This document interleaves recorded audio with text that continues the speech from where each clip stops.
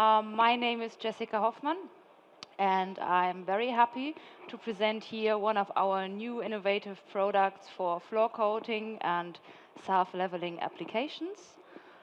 This presentation will include some facts about the new product and the way we did to make that UV stable, as well as some formulation advice. So here we can already see the biggest difference we have with the new product compared to old products. As you can see, it is crystal clear. This is actually very unusual for a castor oil-based polyol. Normally, they are always very yellowish or have like this slightly orange tone, what makes them difficult to formulate potting resins, for example. Some key facts about the product. It is pale white, has a viscosity around 1,500 MPa, and an OH content of 6.15%. And that was one of the biggest innovations we did here, that we tried to create a resin which is relatively hard with a low demand of isocyanate, because the isocyanate part is normally in aliphatic systems the biggest impact on cost.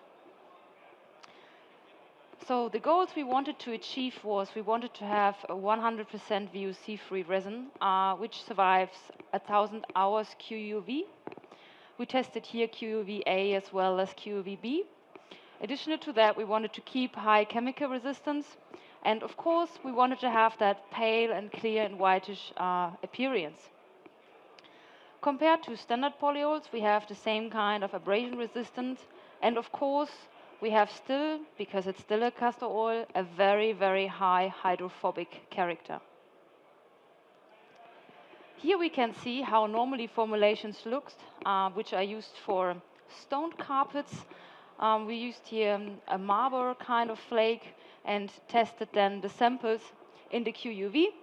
You can see here we have the standard before exposure and then the other samples afterwards. And even after 24 hours of QUV, we already see a color change.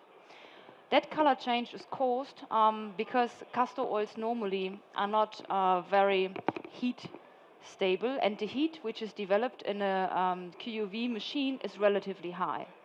That is one of the big issues we're always facing when we develop a product like this, that the reality is quite different than the QUV machines are.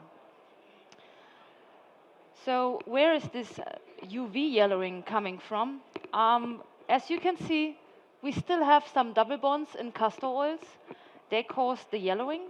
But additional to that, castor oil is a renewable resource based on a natural oil. So that means we have a lot of side effects over the acid, which is still in the refined oil, and over the colorants, which are coming from the shell of the bean into the system.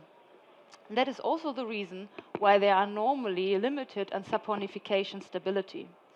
1055, because it is a super cleaned castor oil used for the production of the polyol, doesn't have that side effect. So it's much more saponification stable as well as UV stable.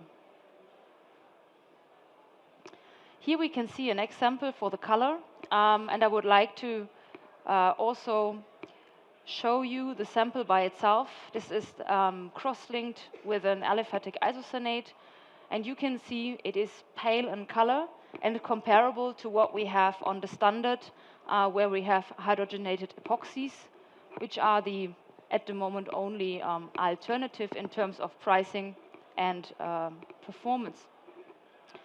In the middle, we see the market standard. That is a standard castor oil-based polyol, which was basically highly over-cross-linked. This was how we did that in the past with the aliphatic isocyanate in order to create hardness, because normally we always have that issue. MDI makes the system quite hard. The polyol has to make the system soft in order to balance that behavior. So when we have aliphatic hardness, we have already a soft hardness. So that means the polyol has to come up with a performance of hardness and tensile strength. So we did that over the adjustment of the polyol and the different molecular weight, and exposed these 3 samples to 1,000 hours QUV. And as you can see, we have a tremendous color difference. The market standard also has very dark sides. That is coming from the yellowing under the very, very hot temperatures in a QEV machine. That means 1055 is also UV stable, plus it is thermostable. So some hard facts about the physical properties of this polyol. You can see the table resistance is comparable to what we know from the market, 35 milligram. For those which are not so familiar with that measurement, 10 milligram is at the moment one of the best resins on the market. So 35 is quite good for a polyol like that. The elongation is between 80 and 120%, because here we have a big impact from the isocyanates. Depending on your isocyanates, you have an elongation from 80 to 120%. The shore A and the shore D, we also measured under higher temperatures, because normally what you can see is that castor oil-based polyols, they have a softening effect under higher temperatures. So when we developed that resin, we thought about countries like Dubai or Malaysia, where we have in general higher temperatures, so we need to maintain a high surface hardness even under higher temperatures. The gloss is a medium gloss, typically for that kind of application. And you can see it, if you compare it to epoxy at the beginning, epoxy will always be a little bit more glossy than that resin. But it looks applied like a really, really high gloss sample. Coming to the hardness, here what is very important is the incorporation and incompatibility with different hardness. So there we can say, as higher the molecular weight, as more side effects you have on the mixing properties, which is especially in flooring and construction applications a really high challenge, because there we have just a physical mixing, we have no dissolver or highly machines, and there we can see a big impact. So what you can see on the picture is like kind of stripes plus foam. This is basically isocyanate penetrating to the surface because it isn't full compatible with the polyol. And that can cause various kind of side effects. So some people see that as fish eyes or think it's a defoamer problem, but it is a problem between the polyol and the isocyanate. As you can see, we tested the full range of aliphatic isocyanates for self-leveling floor coatings as well as for potting resins.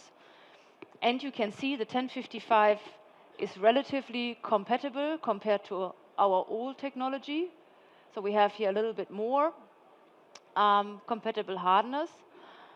And this we made because the molecular weight is a little bit lower than former products, in order to have really an easy and nice blending in a short time, and to have at the end, at the application side, a perfect surface. So let's have a look on the impact on isocyanates. So the first look, if we look at shore A hardness after 7 days, we don't see a big difference no matter what kind of technology we are using. Doesn't matter if it is trimers or biorets, they're all relatively hard. The samples are also tested purely, so there is no fillers inside. Otherwise, there would be, I would say, around 10% hardener than the results we have here. So what you can see is that by far the 2840 the 2838 is really hard, comparable to the 3200. But if we look now at the shore D hardness, we see that the 3900 is much better than the 3200, even though the incompatibility is a little bit higher here. And now the main difference comes if we look at elongation and tensile strength. And that is what a lot of people who work the first time with this polyol recognize. They think with their trimer, it is relatively soft, but what we see is that balance between tensile strength and hardness. So for example, the 2838, a lot of people think it's much harder, because the tensile strength is much higher, because you cannot bend the sample. But at the end, on a floor coating, you would not recognize that differences. You would recognize that on a roofing, where you really need a little bit more elongation and a little bit more tensile to overcome higher temperature changes. So here we see the big differences.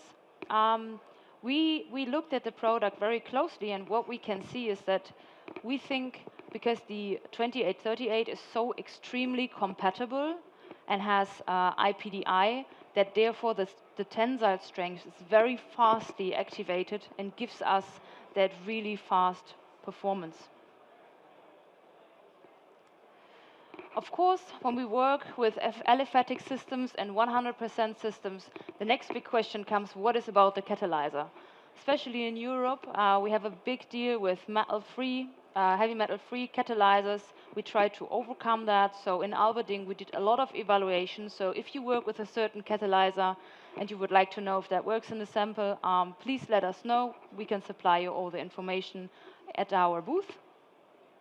But what we can say generally is that the response is comparable to older technologies. That means you can work still with DBTL if you want to. You can work with DOTL. We have the same kind of pot life. We have the same kind of handling and leveling properties. And what is really nice, we can also work with a lot of bismuth catalyzers in order to get a nice pot life and hardness development.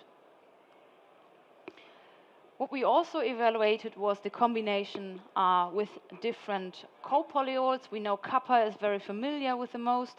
Here as well, we have a high compatibility with the standard coppers. With the new highly functional coppers, we have to see it is really depending on the amount. Let's say you can work with 5 or 6% copper, but if you would like to incorporate more, you probably see turbidity. This will be an issue in clear systems, but not in pigmented systems. So you will not see any surface difficulties. You can also combine that with our polyols. They are very compatible with each other.